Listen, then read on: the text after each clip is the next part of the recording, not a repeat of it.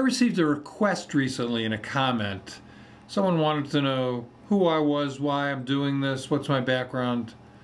I've made several videos about who is the jazz video guy, why I'm the jazz video guy. Today, just a few words about my musical credentials. My dad was a musician, a pianist. I started playing the trumpet in 4th grade. I was never a very good trumpet player for the simple reason I didn't practice. I was very undisciplined. And my father, who hated the music business, didn't encourage me. I came up watching mostly music on television, Louis Armstrong on Ed Sullivan's show, and Glenn Miller's story in movies, and we finally got a stereo system, our first, when I was 9 or 10. The first 2 recordings, the first 2 LPs were My Fair Lady, the soundtrack, and Duke Ellington Plays the Nutcracker Suite.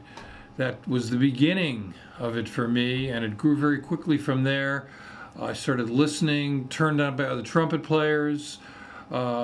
Billy Taylor was on the radio on Sundays. I used to listen to him, and a hip DJ in Hartford, where I'm from, John Burchard, played jazz every night for a couple hours, and it just began to unfold.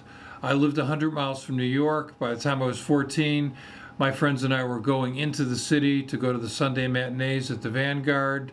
I heard by the time I was 18 and moved to New York, in person, Maynard Ferguson, Stan Kenton, Duke Ellington, Count Basie, Dave Brubeck, Yusef Lateef, Roland Kirk, Cannonball Adderley, Jackie Byard, just a lot of music. I was very lucky in that way. And when I came to New York, obviously, music became a very important part of my life very quickly. Hanging out at the Vanguard, in the kitchen, got to know musicians, developed some really strong friendships.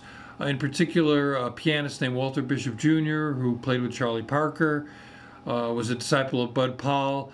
Bish was my first real close musician friend. Through him, met a lot of other people.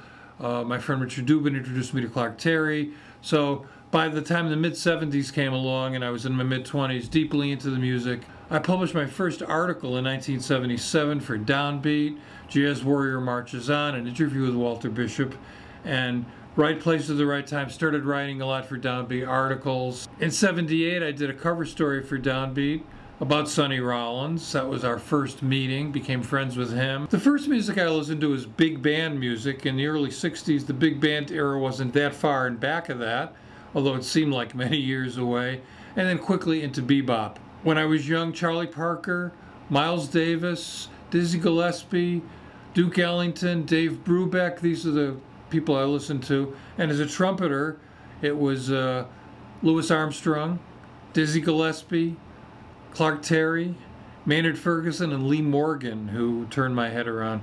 I saw Lee Morgan and Maynard Ferguson and Clark Terry. I never got to see Pops live. So this music has really been a part of my life for a long time. Writing about it, knowing the cats. I've always approached it with very open ears. Initially, Coltrane was beyond me. When I was 14, 15, 16, I knew about him, but I didn't hear it. It wasn't until '69, 2 years after Coltrane passed, that I really heard him for the first time. And it just happened, it was on a psilocybin trip. I heard A Love Supreme. Everything clicked. And also that kind of opened up the avant-garde, what was called the avant-garde for me. Albert Ayler. And then, of course, a few years after that, the fusion thing began. I was part of the 60s baby boomer generation that was at Woodstock. Yes, I was at Woodstock, even though I was into jazz. The time that I became of age is when rock and roll in the 60s became an important part of the culture, not only musically but politically. I went to the Fillmore East many, many times. I heard Jimi Hendrix and Cream and Jefferson Airplane and The Who and Janis Joplin and the Electric Flag and Country Joe and the Fish and Steve. The list goes on and on. I was there. But jazz has always been my first love and continues to be. I've been listening to jazz for over 50 years now. It still speaks to me in a way that few things can.